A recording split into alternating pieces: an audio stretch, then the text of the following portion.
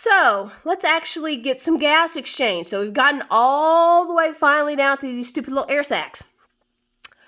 So not all of your air that you breathe in actually gets into the alveoli. So about 150 milliliters is in what's called your conducting zone. This is an anatomical dead space. There's no gas exchange happening, so it's just helping to fill the space in order to eventually get into the alveolus. So it doesn't help anything. Oh well. In some diseases, you may not actually be able to exchange gases. So depending on if there's scar tissue or whatever, you just don't have the surface area in order to do so. So your physiologic total dead space is your regular just getting down to the air sacs. And if your air sacs aren't functioning, then there's less surface area for gas exchange. That's going to inhibit your ability to breathe. So if you are breathing in a regular breath, so that's roughly 500 milliliters air, 150 of it is in your dead space. So only about 350 milliliters of it reaches the alveoli. You need to know that number for your respiratory and digestive lab exam because you will be calculating someone's alveolar ventilation rate. So a alveolar ventilation rate, that's the air that ventilates the alveoli. So that's that 350 number out of the 500 times their respiratory rate. So how many breaths per minute? So you do the multiplication. It is a multiple choice question on the exam. So if you get close enough and you can figure out which one. There are options there for like if you did 500 times your respiratory rate. And there's two other ones that I forgot exactly what numbers I use that are kind of someone not remembering what the number they need to remember is. So that 350, that's the number you need to remember. And then you'll have a different respiratory rate on the test. Okay, so, so you have to remember that 350 because that won't be given to you on the test. So remember that, the 350, and you'll just be given that on the test. And then again, it's multiple choice. Okay, so also another number that you'll have, and we'll go through these different volumes of air. There is some air that stays in your lungs. That also helps to keep the lungs inflated, and that's called your residual volume. So you don't have to know exactly what these are, like the numbers of like your residual volume or the other volumes, but tidal volume, your 500, so that's your regular breath, and the 350, you do need to know. So the residual volume, that's about 1,300 milliliters of air, and that's the part that can't be breathed out no matter how hard you push. So in order to get these different volumes, because if they are not what they should be, we actually can measure that to see their actual person's lung health. So you do this with what's called a spirometer. So you'll do this on the Connect lab and they'll show your different breathing stuff. So first one, we have tidal volume, and a lot of these volumes are also on your respiratory and digestive lab exam, so you might want to learn them. Tidal volume, that's 500 milliliters. That is just your regular breath in and out of just relaxed breathing. If I take a breath in, and then it's just like just a normal breath, and then I breathe in as much as I possibly can into my lungs, that is called our inspiratory reserve volume. So this is the amount of air excess of your tidal volume that you can bring into your lungs. Let's say I take a regular breath, regular exhalation, and then I push as much air out as I can. Of course, the residual volume is going to stay there. That's the expiratory reserve. So what's the leftover after a regular exhalation that can be pushed out the lungs? Right. Oops, wrong button. So here's a chart that goes through our breathing. So our little squiggly line here is our different types of breath. Yellow is our tidal volume, so it's our regular 500. Pink is the inspiratory reserve, so how much above our tidal volume. Blue, the darker blue, is our expiratory reserve, so how much below a regular exhalation. But again, you still have this lighter blue, your residual volume of what can't go out. Okay, other measures that are here. So we have vital capacity. Do need to know this for the respiratory and digestive lab exam. That is the total amount of exchangeable air in the lungs. So total amount I can breathe in and completely breathe out of your lungs. So that's your inspiratory reserve plus your tidal volume plus your expiratory reserve. So not to be confused with your total lung capacity, which is just all the air that could possibly get into your lungs. Vital capacity is just how much can be exchanged. So this is where I just broke down from that former slide, all these little pieces, just to highlight just that specific volume. So I'm going to keep skipping. Bloop, bloop, bloop. Here's a funnier version, a cartoon. It's from medcomic.com. They have a bunch of funny ones. So there's some stuff that I put into my PowerPoints, but then there's other stuff that you might cover like later for nursing or one of the other professional programs. So I would suggest them. Okay, so this one's just showing, again, same thing like I just did with your different exchanges, except for this is a little bit funnier. Plus, it looks like lungs, so it might kind of get it better. Okay. Okay, time for gas exchange. So looking at what's in our air, how we have changes in the air between what's breathed in and by the time it actually gets into our air sacs. Looking at, again, pressures, how they affect it. Crossing oxygen and carbon dioxide. And looking how activity can also affect this, as well as dealing with pH. So let's look with the composition of the air. So what's in the stuff that we breathe?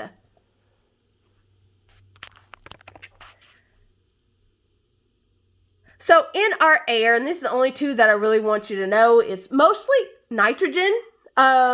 And then, again, it's partially due, I think I just said this to y'all, maybe, I don't know, in an earlier video. But only about 20% oxygen. So those are the two biggest components to air.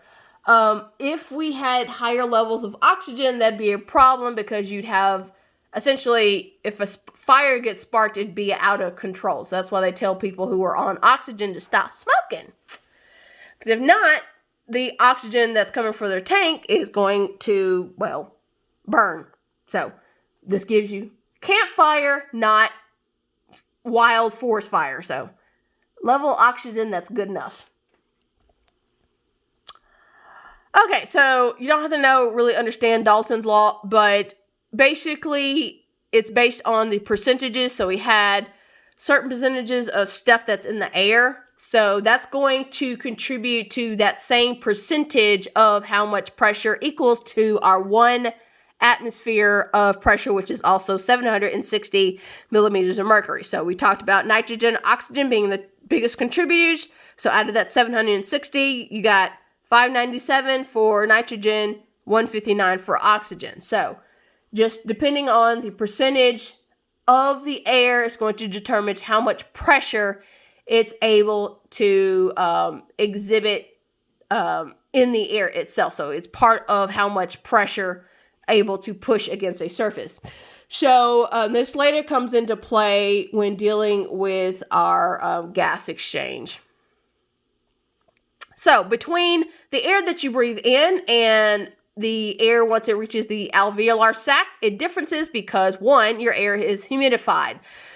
So even if you breathe in with your mouth is wet. You still have mucous membranes as you go down into your alveoli, and so that's going to humidify it. So the partial pressure that the water, or in this case water vapor, can push actually increases in your alveolar air.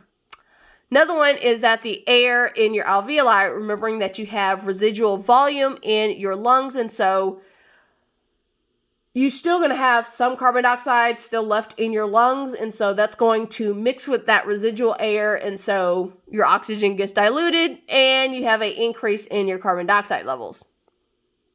And then lastly, in the alveolus, or alveoli, this is where you have your oxygen and carbon dioxide exchange. So oxygen is going to go down its concentration gradient into the blood. Carbon dioxide is going to do the opposite, because it's going to go down its concentration gradient from the blood to your alveoli. So that's also going to change. So oxygen level drops because you're only going to pick up so much. So you're not going to pick up every bit of oxygen, but that's a good thing. We'll talk about that later. And then partial pressure of carbon dioxide increases greatly because you've had that gas exchange. So you picked up excess carbon dioxide from the blood that is circulating around it. So let's look at our actual gas exchange. So we're doing our crossing over of oxygen and carbon dioxide across what's called the respiratory membrane. So that's our layering to cells, blood vessel area, alveolus or air sac layer. So for oxygen to cross over, it has to dissolve into that layer of water that covers the inside of your air sac, pass through your respiratory membrane, and then into your bloodstream. The carbon dioxide that's in the blood, it has to diffuse out of your blood, going across that respiratory membrane and diffusing into that water film inside of your alveoli or alveoli, just that one. Okay. So gases are going to diffuse down their own gradient, so it doesn't affect the other. So no matter how much oxygen or carbon dioxide you have in your blood or in the air that you breathe in, it's not going to affect how well the other one can cross over. So you can ignore that. Another thing that's going to affect gas exchange is its solubility in water. So this is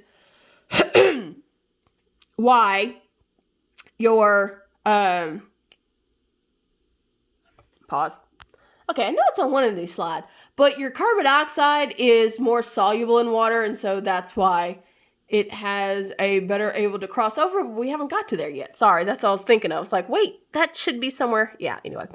Okay, so this one is just talking about your differences in the partial pressures. So again, just going down their gradient. So the oxygen in the alveoli air is also, so if you have an increase in oxygen in your alveoli air, so the air that you breathe in, you're going to have a bigger bigger partial pressure difference, so difference in concentration between your air sac air and your blood, so it's going to increase the level of oxygen that can come in, and vice versa. So the blood that's coming to the alveolus is going to have a higher concentration of, or partial pressure of carbon dioxide. So the carbon dioxide is going to go down its gradient and into your alveolus so it can be breathed out. So the ability of the exchange in the alveolus depends on how long your red blood cell stays in those capillaries. So when, let's say, you're breathing in and out really quickly, so that's actually going to cause an increase in your heart rate. So they're actually tied together. So that this extra air that you're breathing in, because you're breathing in so much, so you've increased the amount of breath that you have, that's going to increase your heart rate. So you're going to have more blood cells going through there faster because it's like, oh, we got plenty of air. Let's go get this and let's go take it to the body. Opposite situation. You've calmed down your breathing. You've slowed down your breaths. Your heart rate's also going to slow down. And that's because there's less oxygen available, because as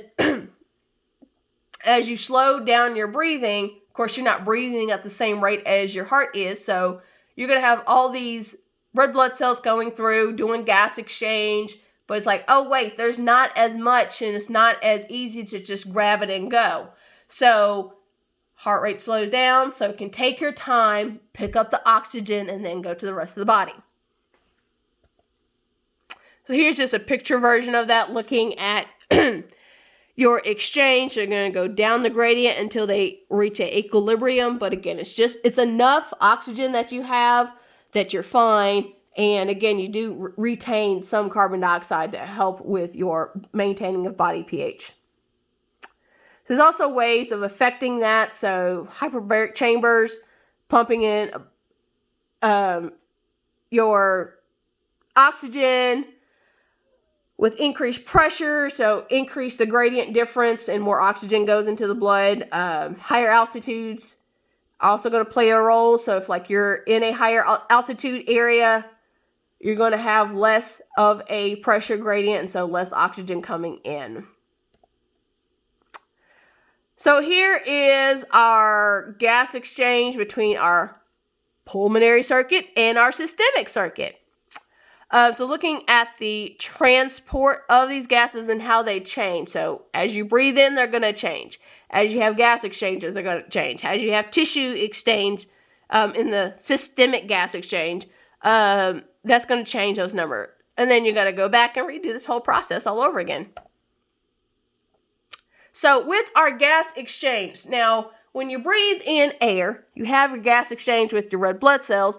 The air that you breathe out still has a lot of oxygen in it. So let's look at top here, inspired air versus expired air. So with our inspired air, our oxygen levels are at 159 millimeters of mercury. So you've only dropped for about 40 millimeters of mercury difference. So that's pretty much all you needed for your breath. Expired air, you still have way more than 40 millimeters of mercury of oxygen in there. So that's high enough to use your regular breath out of your mouth with one of those safety things. There's some safety things that keeps, you from actually having to touch the other person's mouth. But that's high enough where you can use expired air as a CPR, rescue breath.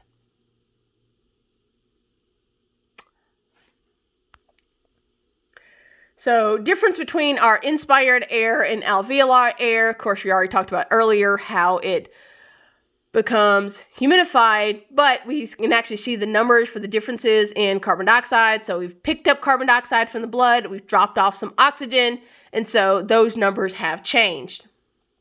And just because it's on the slide, because it'd be something I would have asked in class.